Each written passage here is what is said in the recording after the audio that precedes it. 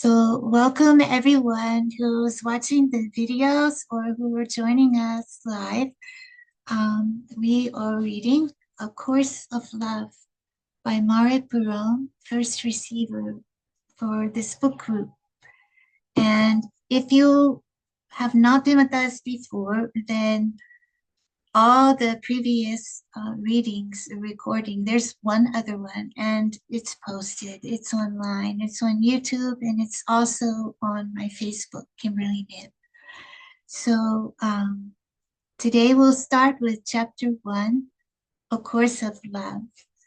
And for others on the line who wish to read, from time to time, I'll just pause. And if you like to join in, just go ahead and begin reading. And then when you are ready to stop, just pause and someone else or myself will jump back into for the reading. Does that sound okay? Yes. Okay. So chapter 1, A Course of Love. Every living being has a heart.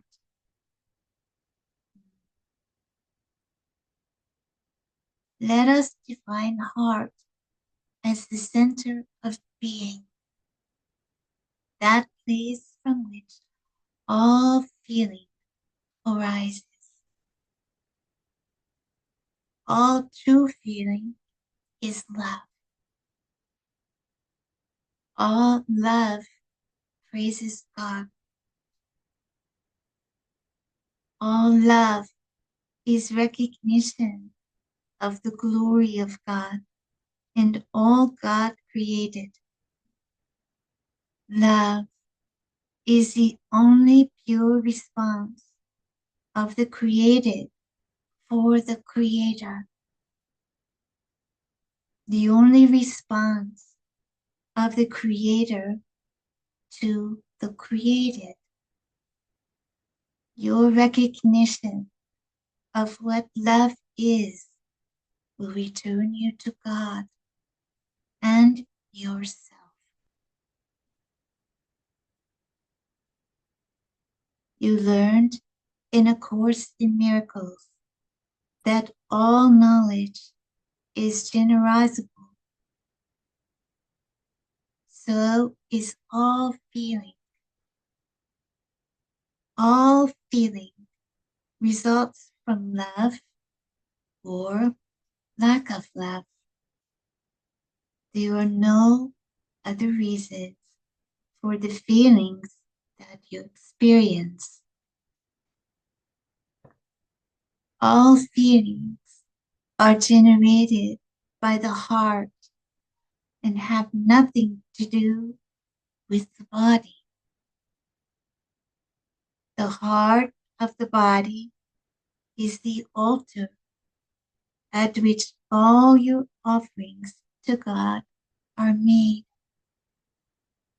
All offerings are love or lack of love. Lack of love is nothing. Thus, all offerings made from a place other than love are nothing. All offerings made from a place of fear or guilt are nothing. Love is the condition of your reality. In your human form, your heart must beat for the life of yourself to take place. This is the nature of your reality. Love is as essential to your being as the heart to the body. You would not exist without love. It is there even if you are unaware of it, as you are of the beating of your heart. A baby is no less alive because it does not realize its heart is beating. You are no less yourself, capital S, even though you do not realize that without love, you would not exist. God's only thought is love. It is a thought without limit, endlessly creating. Because of the extension of God's thought of love, you exist. I exist with you in this self-same thought. You do not understand this only because you do not understand the nature of your own thoughts. You have placed them inside your body, conceptualizing them in a form that makes no sense. Yet when you apply your thoughts to learning, you learn. Let this encourage you. This is an ability we can use together to learn anew.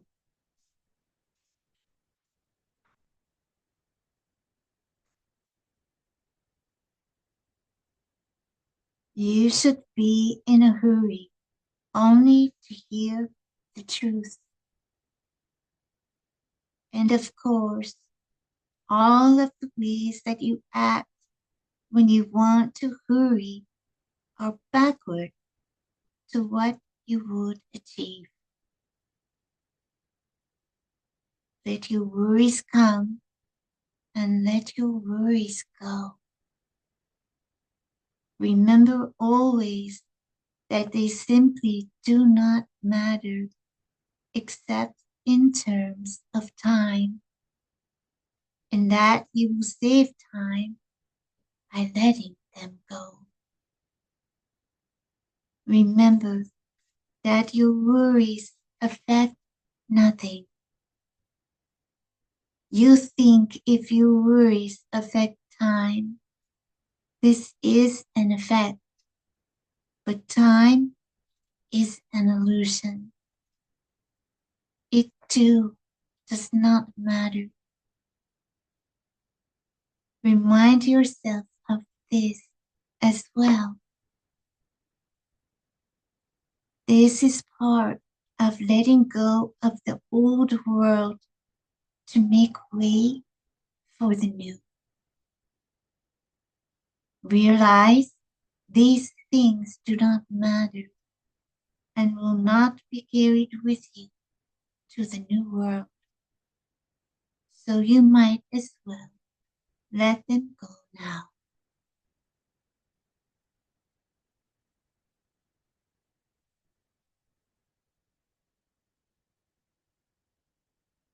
It is as if you have carried your heavy luggage with you everywhere, just in case you might need something. Now you are beginning to trust that you will not need these things you have carried. Ah, no heavy coat, for you trust the sun will shine. That warmth will surround you. You are an immigrant coming to a new world with all your possessions in hand. But as you glimpse what was once a distant shore and now is near, you realize none of what you formerly possessed and called your treasures are needed. How silly you feel to have carted them from one place to the next. What a waste of time and energy to have been slowed down by such a heavy burden. What a relief to realize that you need carry it no more. How you wish you would have believed they were not needed when you began. How happy you are to leave them behind.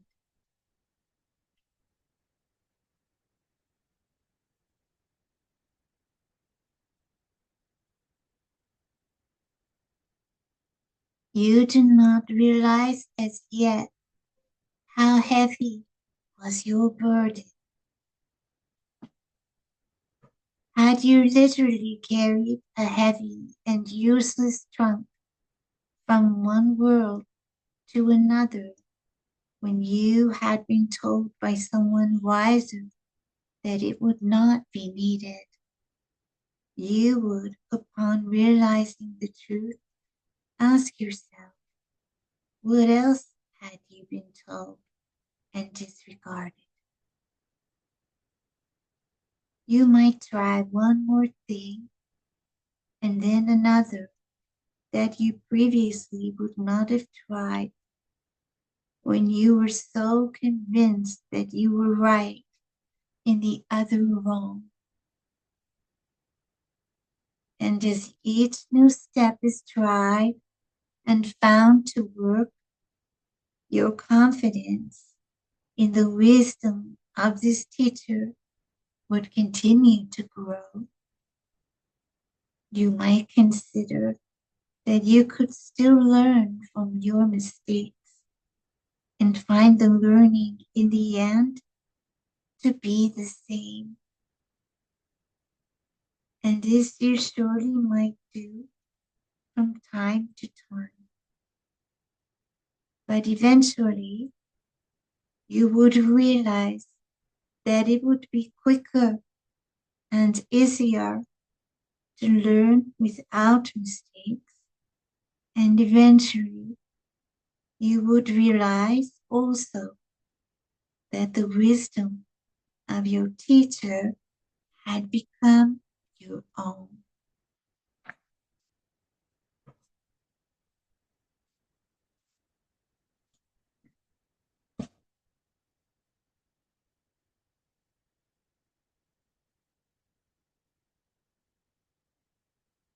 The urge to test another's wisdom is the urge to find your own way and have it be a better way. It is the urge not to trust the teacher in all things, but only in certain things.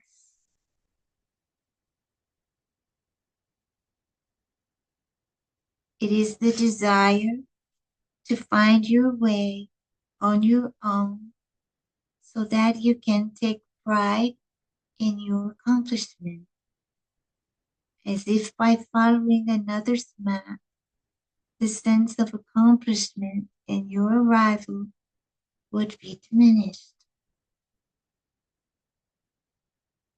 This wanting to do things on your own is a trick of the ego. You pride a gift the ego demands. These are the magic thoughts that oppose miracle-mindedness. These are the thoughts that say, on my own, I am everything, rather than on my own, I am nothing. A true leader follows until she is ready to lead. She does not strike out on her own at the beginning, before she knows the way. There is no shame in learning. no shame in following the course another has put forth. Each true course changes in application. 50 students may sit in a classroom being taught the same lessons, and not one will learn in exactly the same way as another. This is true with the teaching and learning of information, and true with the teaching and learning of the truth as well. The only way that you can fail to learn the truth is to demand to learn it on your own.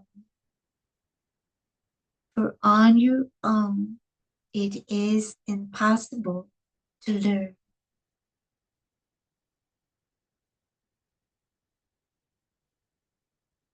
Resign as your own teacher.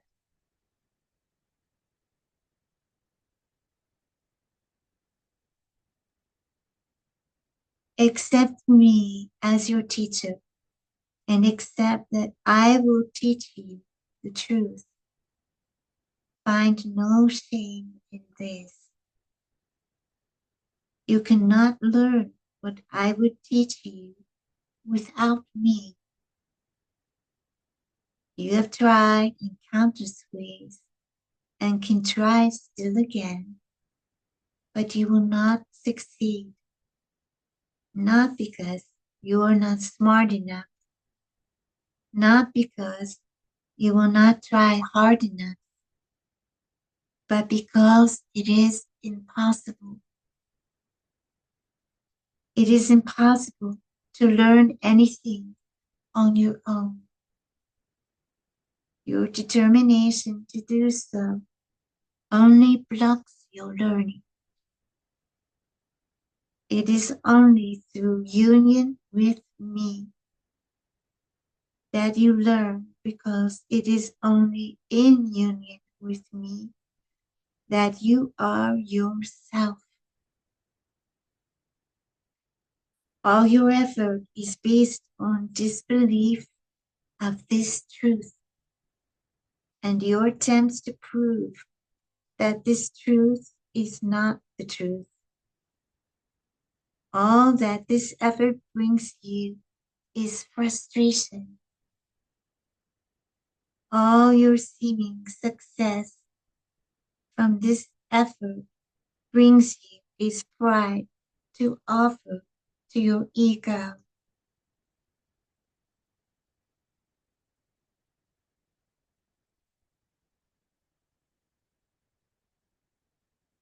This gift your ego demands is not worth the price you pay. The price of this gift is everything. A teacher always has a role in the learning of the student. This does not diminish the student's achievement. You must realize it is your desire to make of yourself your own creator that has caused all your problems. This is the authority problem. It is pervasive in the life of your physical form and in the life of your mind. It is only your heart that does not consider this an issue of concern. This is another reason we appeal to the heart.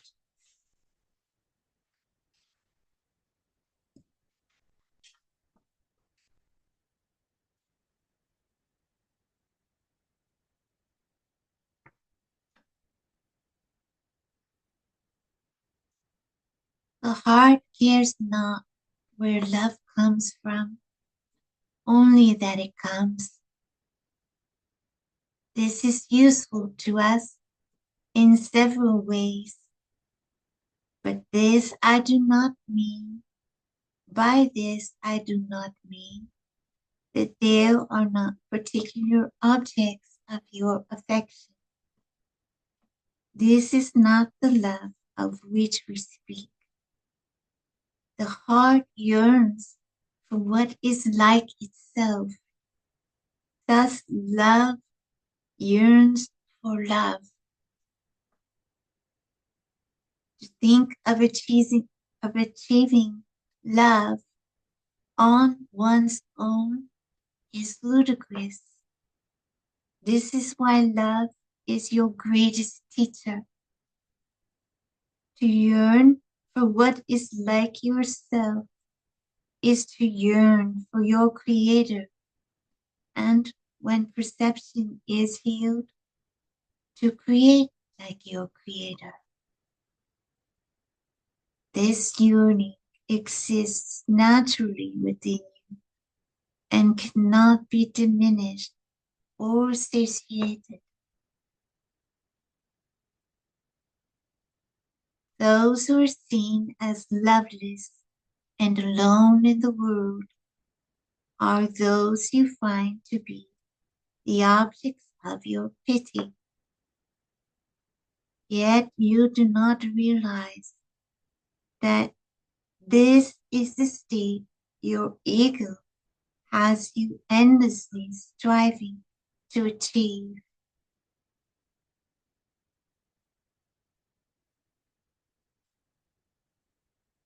Your ego would have you believe that only when you need no one to achieve all you desire, only when you are satisfied with what you are and with what you can do on your own, only then will your autonomy and your learning be complete.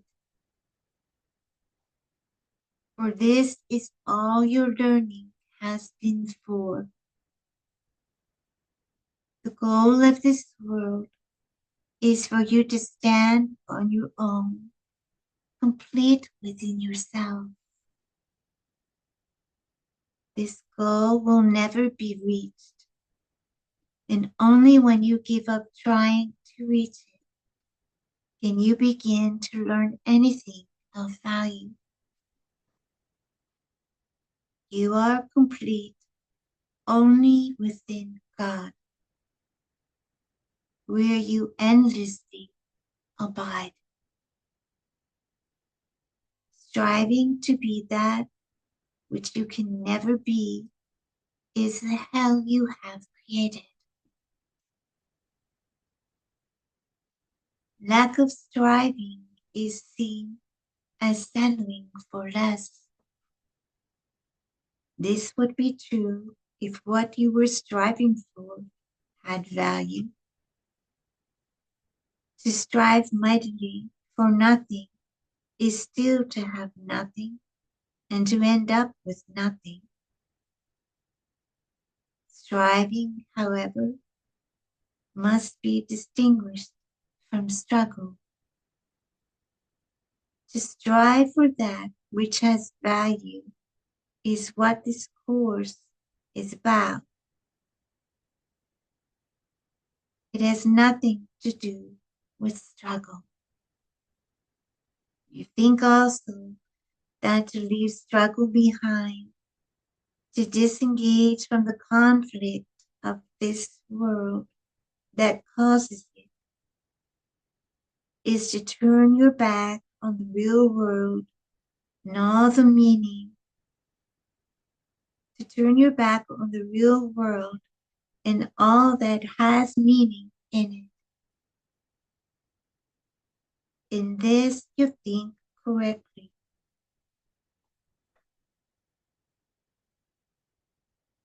And yet you do not choose this option, thinking that to do so, you turn your back on responsibility and on duty, thus counting this action as a noble one.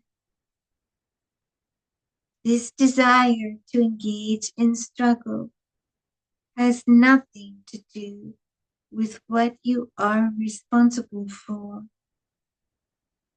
It is merely your ego's attempt to involve you in distractions that keep you from your real responsibility.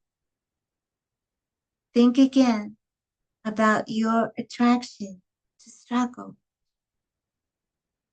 It is your attraction to the game, a game you hope to win, another chance to show your stamina and your strength, your quick wits and your cunning mind. It is another chance to prevail against the odds so stacked against you that you can once again convince yourself that you alone have succeeded against mighty adversaries. It is the only way you see to prove your power and control over a world of chaos.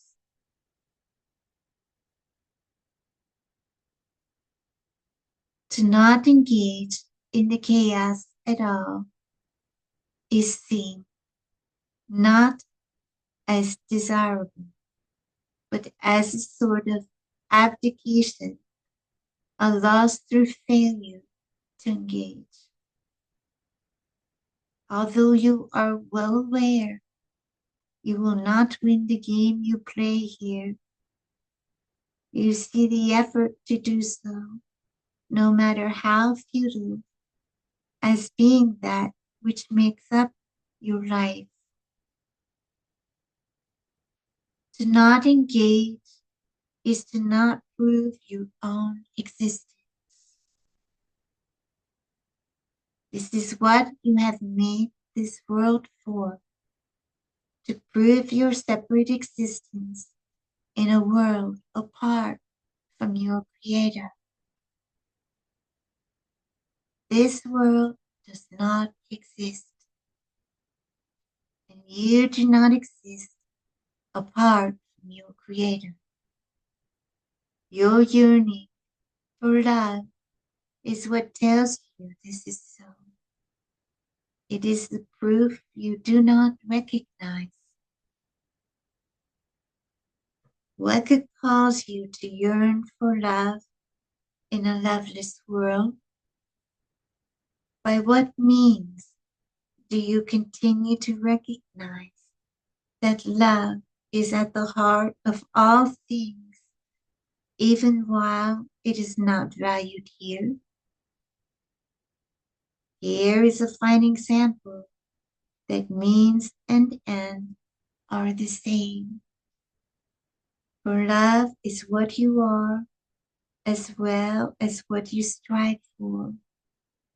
Love is means and end. All the symbols of your physical life reflect a deeper meaning that, while hidden to you, you still know exists. The union of two bodies joined in love create a child. The union of man and woman joined in marriage creates oneness.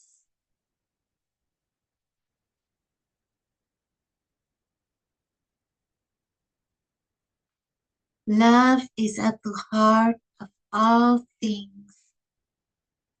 How you feel but reflects your decision to accept love or to reject it and choose fear. Both cannot be chosen. All feelings you label joyous or compassionate are of love. All feelings you label painful or angry are of fear. This is all there is. This is the world you make. Love or fear is your reality by your choice.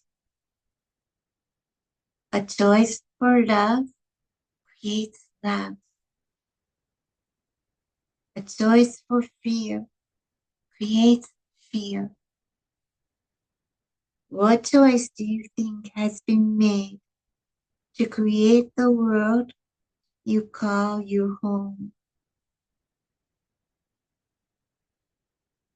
This world was created by your choice, and a new world can be created by a new choice.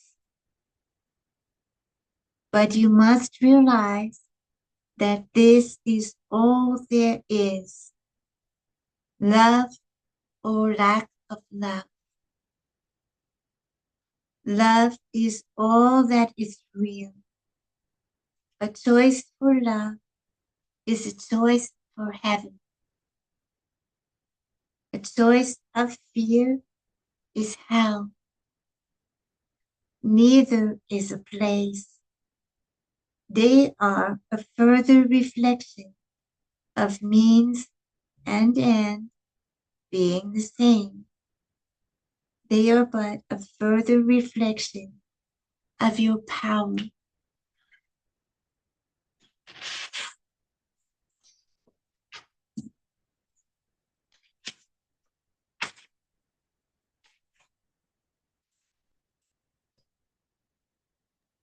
Could I begin to read? Thank you. Chapter 2, What Love Is. What love is cannot be taught. It cannot be learned. But it can be recognized. Can you pass love by and not know that it is there? Oh, yes. You do it constantly by choosing to see illusion rather than the truth. You cannot be taught love, but you can be taught to see love where it already exists. The body's eyes are not the eyes with which love can be recognized. Christ's vision is, for only Christ's vision beholds the face of God.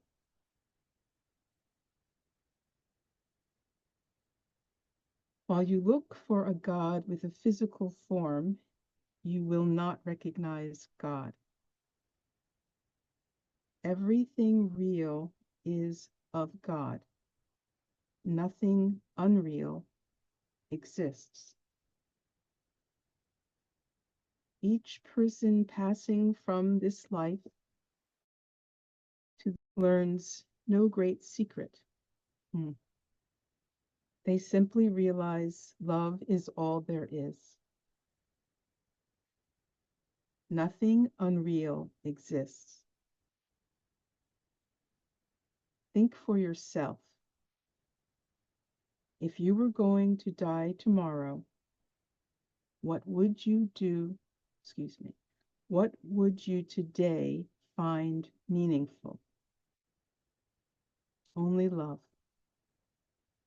This is salvation's key.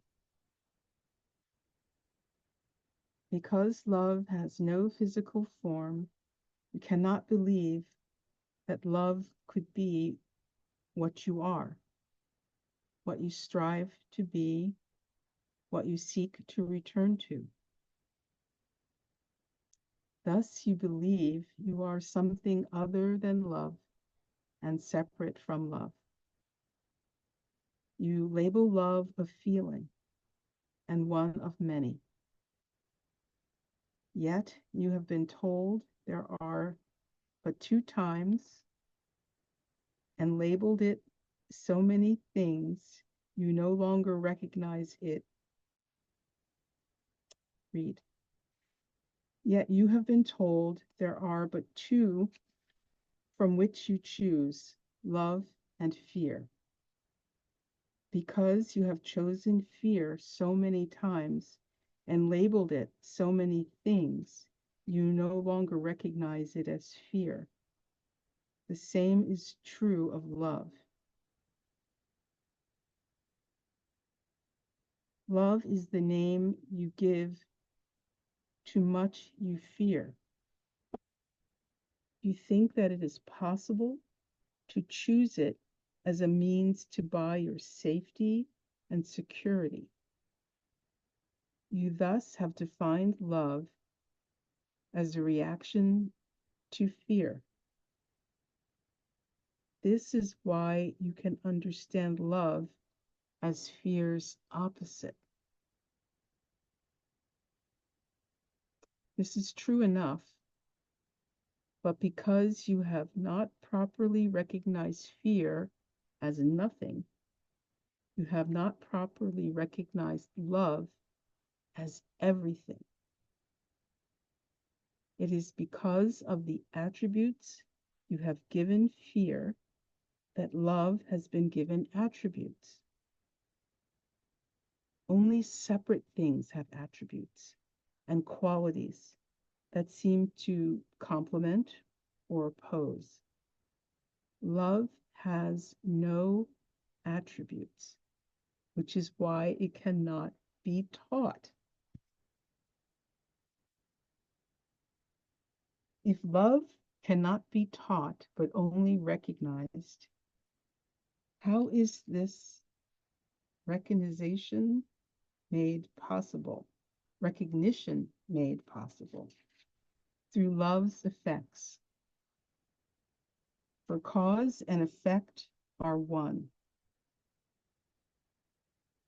Creation is love's effect, as are you.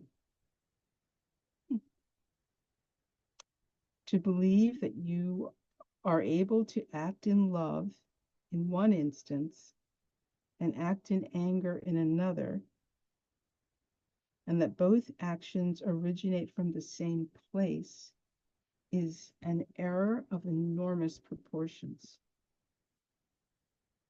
You again label love a sometimes component and think that to act in love more frequently is an accomplishment. An achievement. You label acting from love good and acting out of anger bad. You feel you are capable of loving acts of heroic proportions and fearful actions of horrific consequence. Acts of bravery and acts of cowardice. Acts of passion you call love, and acts of passion you call violence. You feel unable to control the most extreme of these actions that arise from these extremes of feeling. Both ends of feelings are considered dangerous, and a middle ground is sought. It is said that one can love too much and too little, but never enough. Love is not something you do. It is what you are. To continue to identify love incorrectly is to continue to be unable to identify yourself.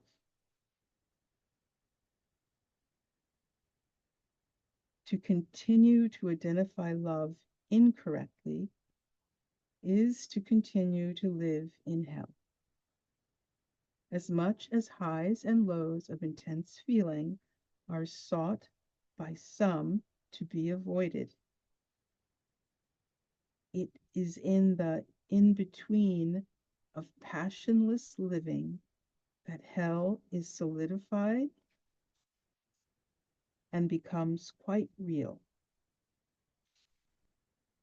You can label joy heaven and pain hell and seek the middle ground for your reality thinking where there are more than these two choices.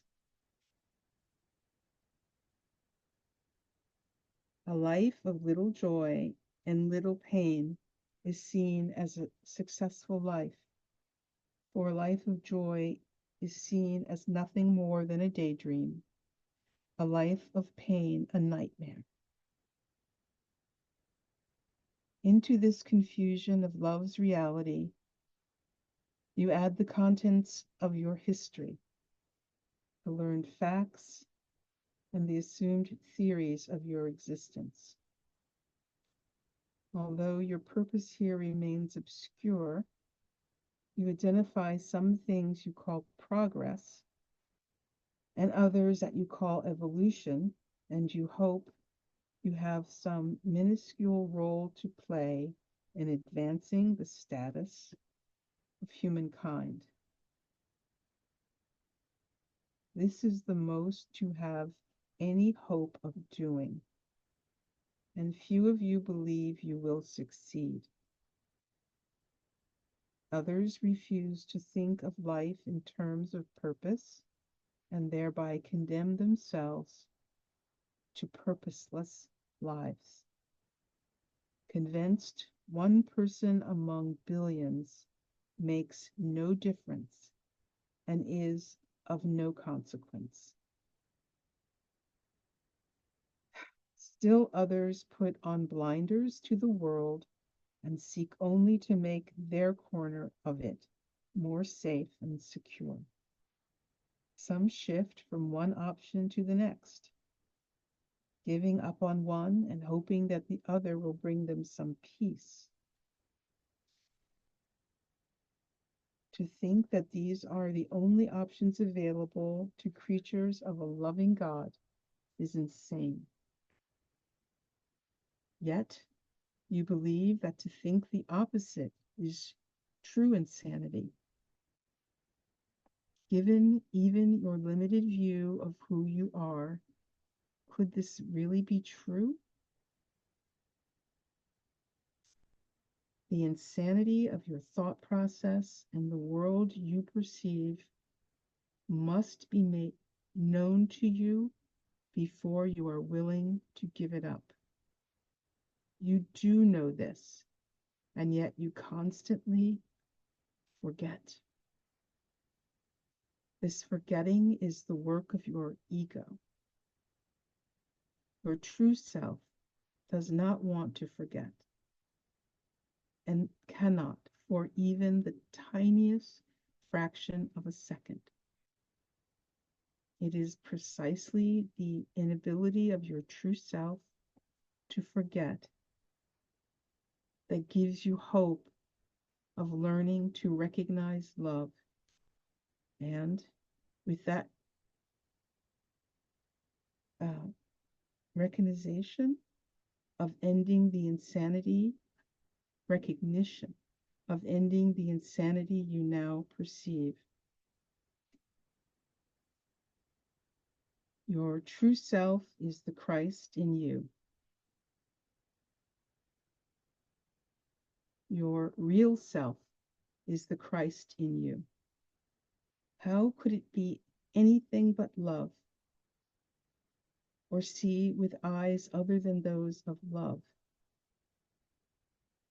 Would you expect any decent human being to look on a loveless world, despair, and not be moved? Think not that those who seem to add to the world's misery are any exception. There is not a soul that walks this earth that does not weep at what it sees. Yet the Christ in you does not weep, for the Christ in you sees with eyes of love. The difference is the eyes of love see not the misery or despair. They are not there. This is the miracle. The miracle is true seeing. Think not that love can look on misery and see love there. Love looks not on misery at all. Love can look on misery. Think not that love can look on misery and see love there. Love looks not on misery at all.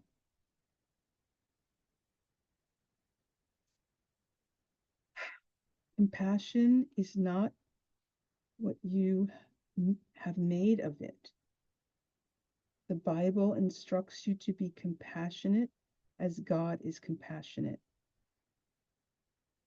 You have defined it unlike the compassion of God.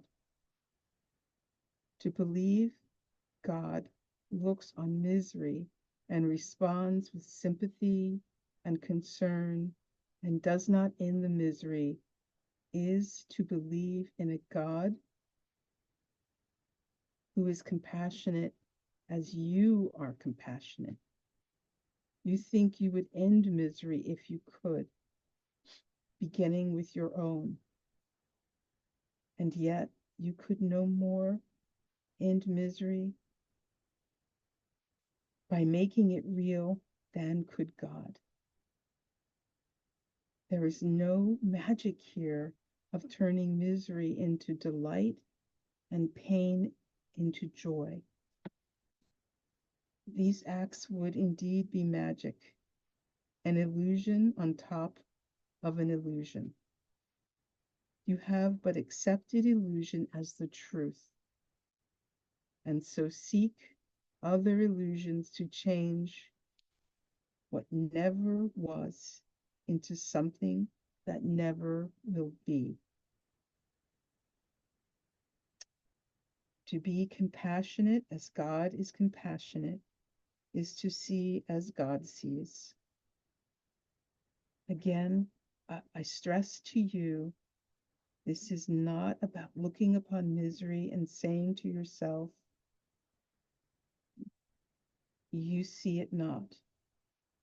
I am not an advocate of heartlessness, but wholeheartedness. If you believe even the tiniest fraction of what is true, if you but believe you are a small part of God, no bigger than a pinprick of light in a daunting sun, you still cannot believe in the reality of misery and despair. If you do, you believe this is the state of God as well. And if this were true, what hope would there be for misery's end? What light would there be in the universe that could end the darkness? How?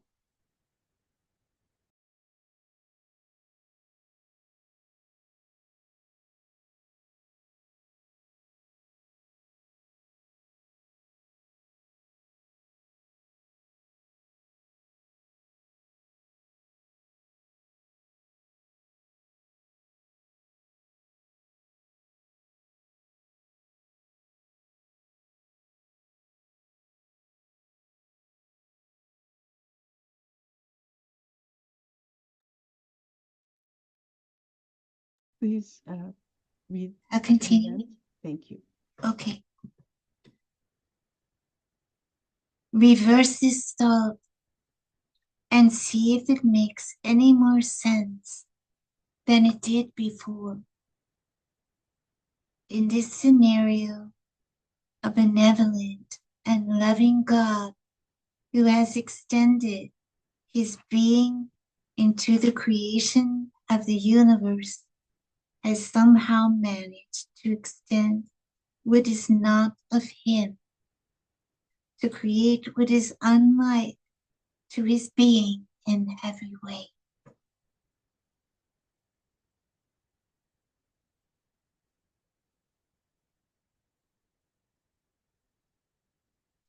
Would you even attempt such folly?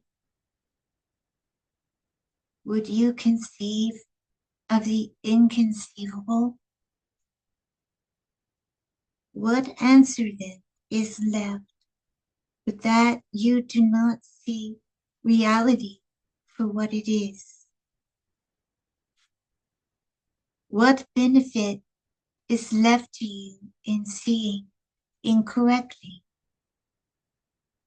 What risk in attempting to see anew? What would a world without misery be but heaven? Look not to figures from the past to show you the way beyond illusions to the present. Look within to the one in you who knows the way. Christ is within you, and you rest within God. I vow to never leave you, and to never leave you comfortless. The Holy Spirit has brought what comfort you would accept to your troubled mind. Now turn to me to comfort your troubled heart. You have not sufficiently reversed your thinking, or your heart would not still be troubled. The reversal has not occurred because you separate mind and heart and think you can involve one without involving the other.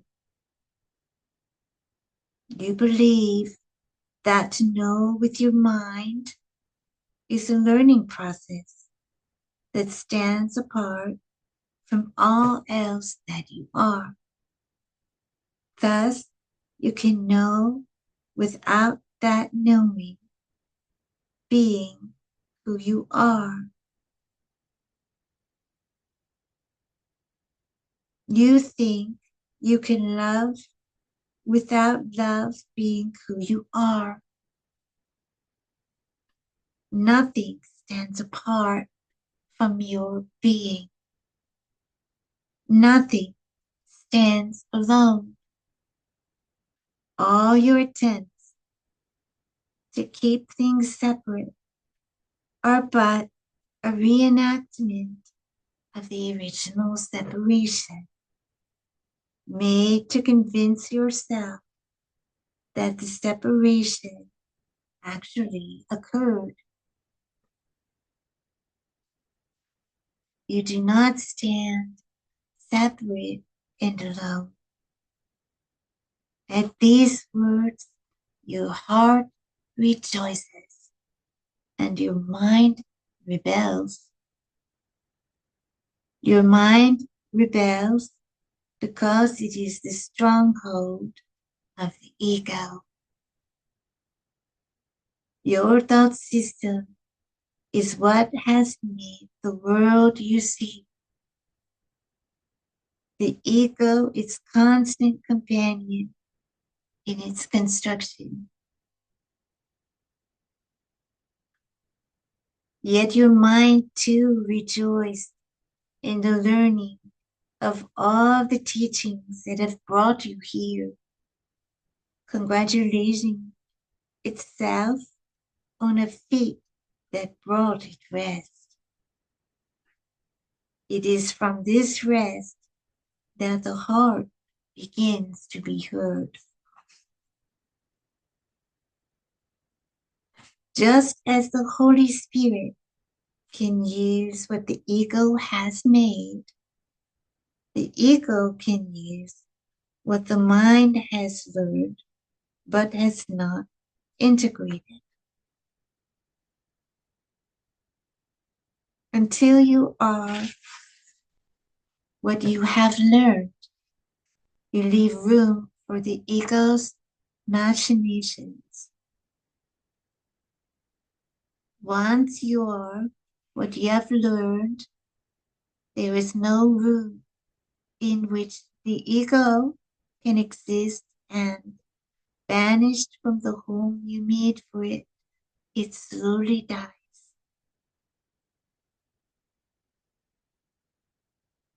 Until this happens, the ego takes pride in what the mind has acquired, even unto the greater peace and contentment offered by your learning.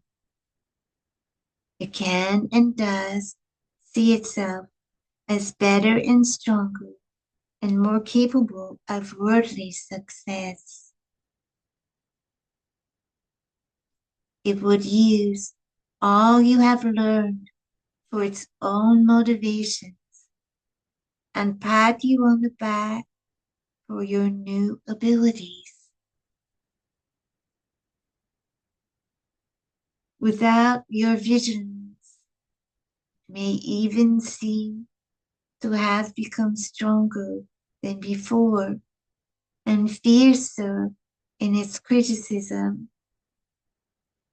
It pretends to hold you to new standards only to use what you have learned to increase your guilt. Thus it wins in daily battles and works for your final abdication the day that you give up and admit defeat. It challenges your right to happiness and love and miracles, and seeks only to have you claim that living with such fantasies does not work and will not ever be possible here. Into this battlefield you have bravely marched. The war rages by day and by night, and you have grown weary. Your heart cries out for solace and does not go unheard. Help is here. Do not believe that all you have learned will not do what it was given you to do. Do not believe in your failure or the ego's success. All you have learned is still with you, regardless of your perception of the outcome of your learning. Your perception of an outcome within your control is all that needs to change. Remember that cause and effect are one. What you want to learn, you cannot fail to learn. We will begin by working on a state of neutrality in which the war is no longer fought. The daily battles cease. Who wins and who loses is not of concern to us here. Peace has not yet come, but the white flag of surrender has been waved and dropped upon a hallowed ground where neutrality will for a short time reign before peace breaks out with glad rejoicing. There are no plunders to be treasured, no victors of this war. All that has been learned and learned again is that this is what you do not want. Freedom to return home, away from cries of agony, defeat, and vainglory, is all that now is sought. A state of neutrality is where the return begins. Armies may not yet be marching home, but their preparation is underway.